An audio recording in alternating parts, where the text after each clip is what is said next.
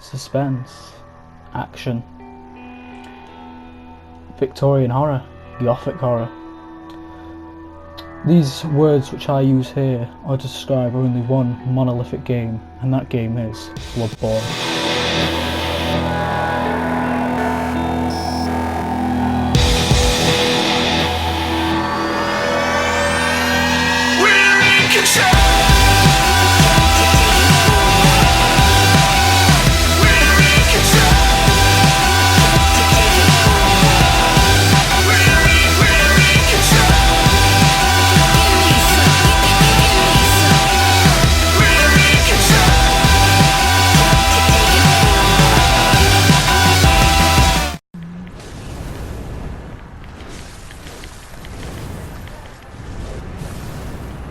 This is why I don't like this game sometimes.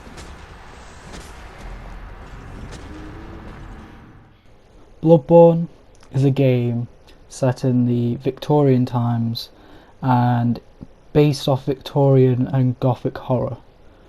And there is many things which you can do in this game. Customize your character and just do the hunt. Just fight with the hunt.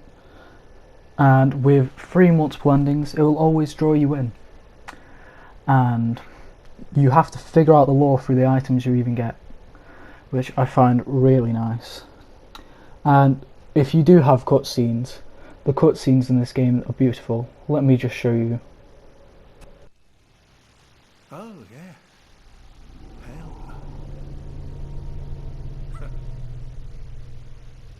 Well, you've come to the right place. Yharnam is the home of blood ministration. You need only unravel its mystery. But where's an outsider like yourself to begin? Easy, with a bit of Yharnam blood of your own. But first, you'll need a contract. The cutscene which you just saw there was the cutscene to lead you into the character creation, which the character creation itself has many different customization options to be able to do practically quite a lot. And pretty much, if you do the tools right, you can make really cool characters and cosplays if you really want, or just anything. Well, you can make, I don't know, anything which your heart really desires, as long as it's within this. There's so much customization abilities. I'll even show you.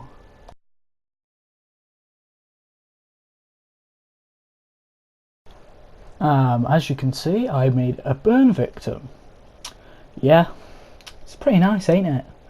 And that only took me, as it said, 8 minutes. If you spend longer, you can make even better things. But we need to give it a name. How about we're starting blood? Good. All signed and sealed. Now, let's begin the transfusion.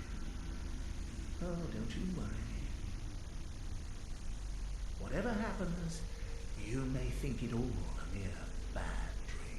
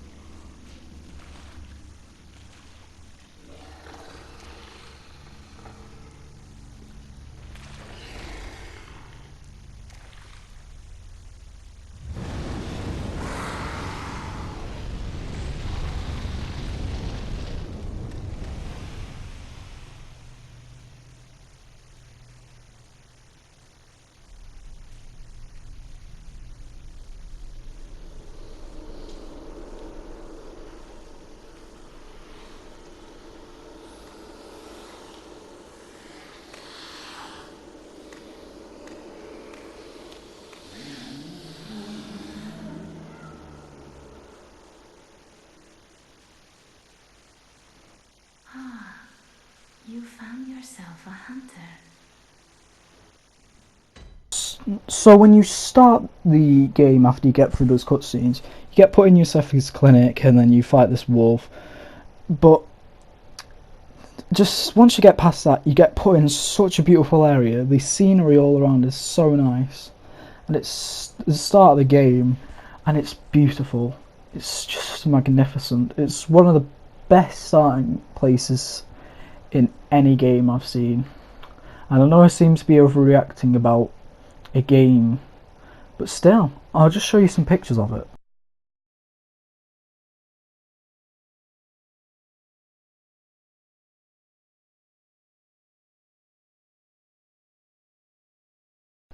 However, it's not all honky-dory, nice. You've got this boss on the bridge, which can either be your first, second, or third boss, just depending.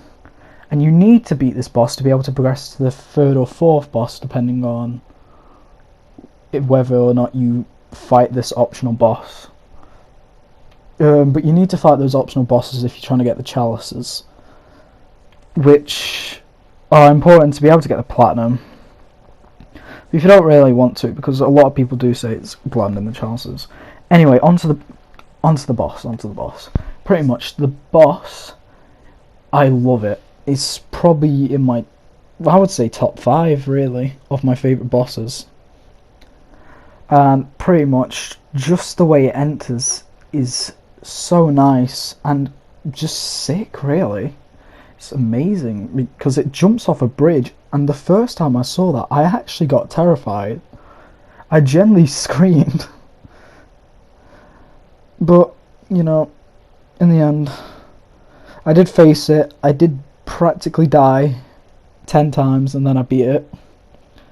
And don't get me wrong, Bloodborne's hard. For a first boss, this is difficult, but it's supposed to be difficult because it's to try and prove that this game ain't just a cakewalk, and you've got to put in effort, and you've got to be on your toes all the time. And pretty much, this boss teaches you that. And if you need any suggestions of the best way to kill this boss, it's been ages since I've properly fought this boss. The clip which I'm showing you now is just an old clip from when I was on New Game Plus 1 on one of my other characters. And pretty much, yeah, it's just the best way, I'd say. Use fire. Use anything fire, because since it's a beast, it's a lot weaker to fire. And yeah, some lore about it as well. This used to be a cleric from the church hunters, and then it got affected by the plague. Or to be fair, I'm not best on Bloodborne lore, because the best way to learn about it is through item descriptions and all that, or just find it on YouTube. I haven't seen the Bloodborne lore in a while though, so I can't really tell you much. But anyway, this boss is such a nice boss, and it's the perfect starting area, and it's so nice that I've got to commend the staff for this game for making such a nice boss. And since we are on the topic of bosses, why don't I tell you a bit about my favourite and least favourite bosses.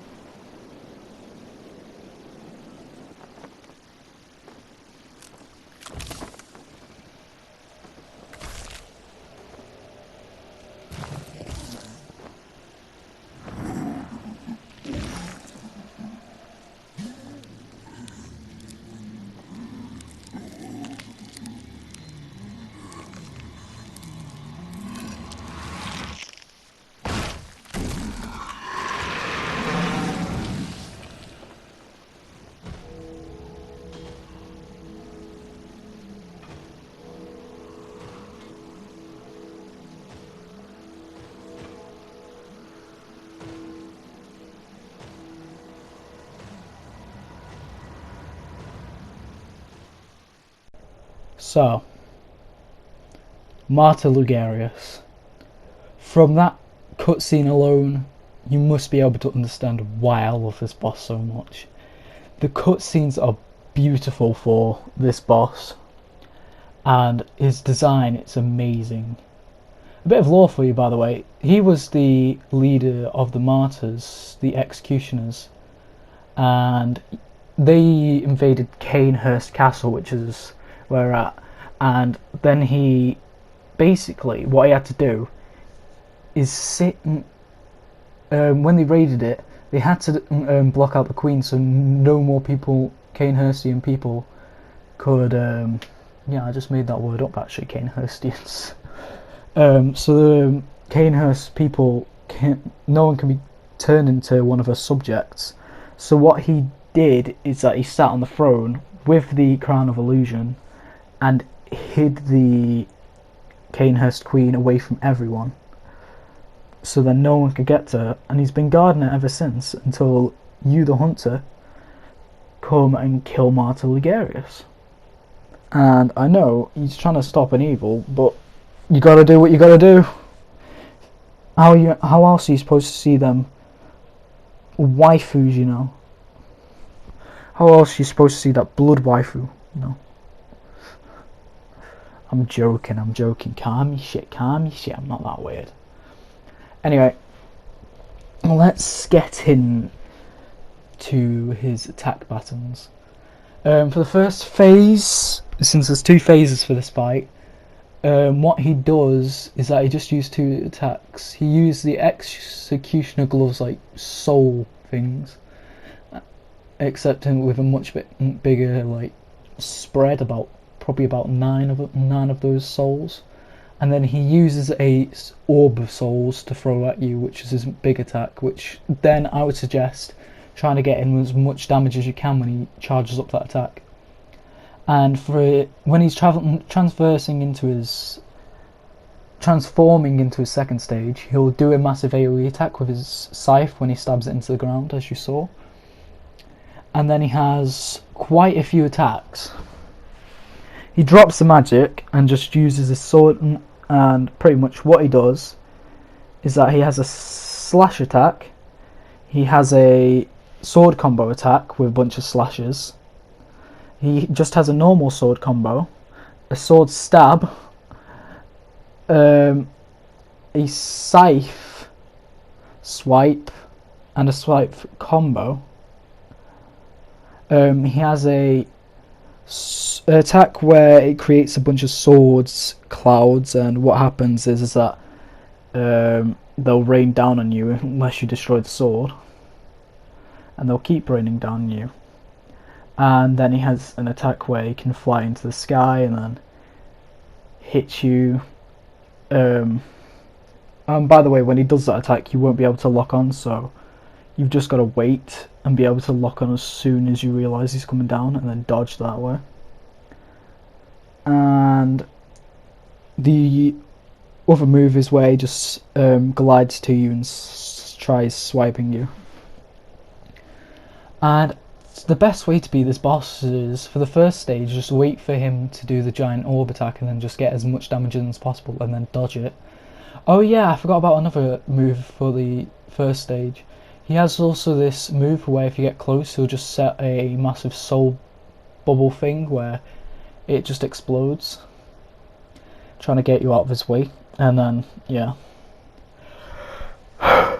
And also, what he also has is a move. Only pretty much what he also, the best way to beat him, I don't know what I'm getting to. That's it. Best way to beat him is if you also use a parry attacks for the second stage, and also just you gotta keep your will for this fight. There's no room for error.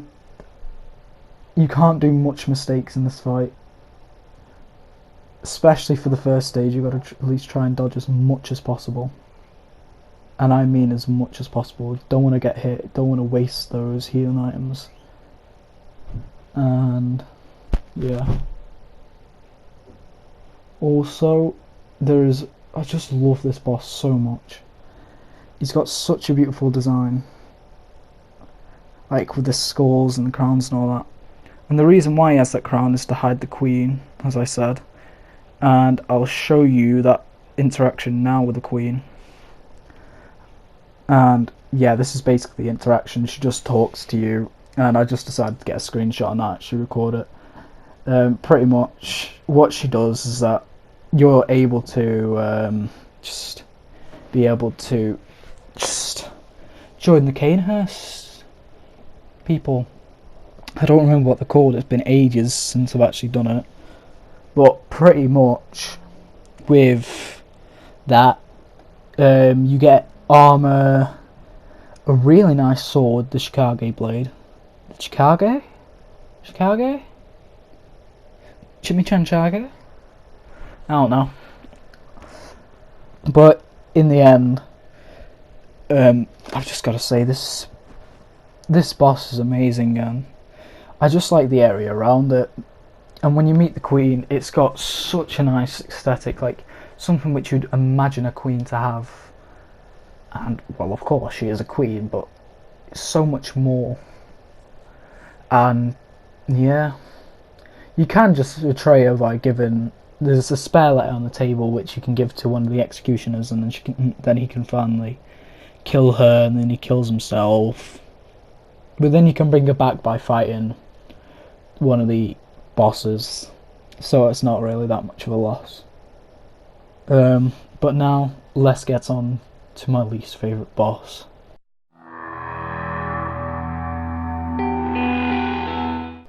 Right, now you got these fucking cunts. These fucking gankers. By the way, ganking just means where a group of bosses or players attack you at once. And I hate it.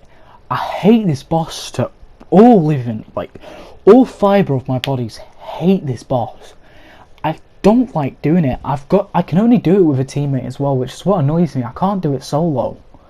It's just too annoying because you gotta keep your you can't just aim for one and then go for another.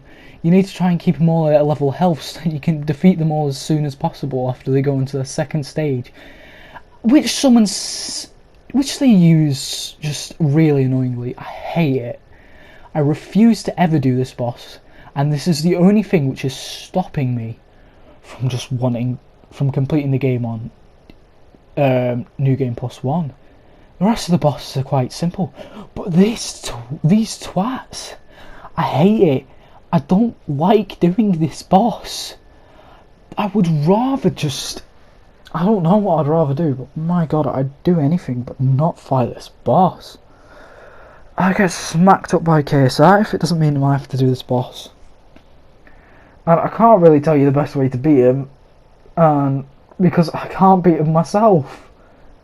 But I can tell you there's 2 stages, and I don't really know the attacks very well because I just refuse to do this boss now. So the best thing to do is just try and parry them as much as possible. They don't have that much health, but altogether they'll have a lot of health to deal with. As you can see, they only have 10-15k health each, but in the end that adds up so annoyingly, and I can't be arsed doing this boss. And what's behind it is not that hard of a boss. It's Rom, and he's not that bad of a boss. He just summons a bunch of spiders, and that's what's the most annoying part. But he's fine. But why these? Who thought in their right mind to adding these? Which, keep in mind, if there's one left, they'll summon snakes and then murder you. There is it's so annoying. I can't beat this boss, and I refuse to do this boss. It's one of the only things which stops me from playing Bloodborne that much nowadays. And it's so annoying and so upsetting because the area is amazing. I'll probably say the area is just probably my top 3 favourite places in Bloodborne. because like it's all swampy, run down and all that. But then they ruin it with the boss. They ruin the whole area with just these bosses. And it's a piss take. It's like saying, "Oh, fuck you, the community. Fuck the community, mate. We don't care." Well, it'd probably be more Japanese sounding since, yeah, this the makers of Bloodborne are Japanese studios. Which, keep in mind, these are also the same people which made Dark Souls as well, which I commend them for. They made it like the people that make Dark Souls just make really nice games. Bloodborne is one of them, but my god, I hate these bosses with passion. If they could just remove it and replace it with just ROM here, I'd take ROM being here or just being able to pass through. But no, you've got to deal with these. And I could rather I would rather shoot myself than fight these. Anyway, I'm going on a tangent. I need to just calm down. These bosses, they've got a nice design at least, I'll give them that. Like cloaked things which seem to have snakes all inside them. And the area net, and I'm guessing they'd be the Guardians of Rom. But then, because they block the University of Blood or something along those lines. I can't remember the name that much, because I haven't gone through Bloodborne lore in a while, but yeah. It's complicated Bloodborne lore at this point. I don't know what the point of these are. I don't think any of the devs on Bloodborne knew what these things were. They just thought it'd be challenging, and that's just my sum up of them. They're dickheads. They're fucking dickheads of a boss, and I hope to God I never fight them again. Well, I'm gonna have to be able to progress, but I hate these. I don't want to fight them. I die every single time unless I have a teammate. Anyway, I'll stop being on a tangent now. So, pretty much, I said I'd stop going on a tangent, so now I am.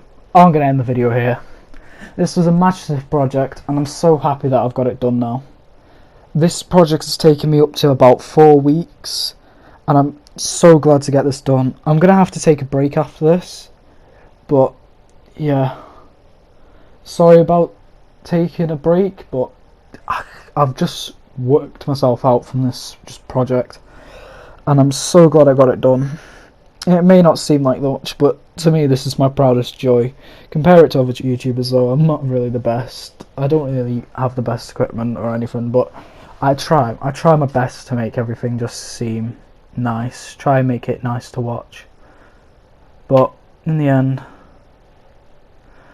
yeah, I hope you enjoyed. I'll be taking a break now. I'll probably be back after like 2, maybe 3 months, depends. I'll probably say about 2-3 months. But yeah, I keep stalling, but I'm sorry. What I'm trying to say is I'm getting just shattered here from working.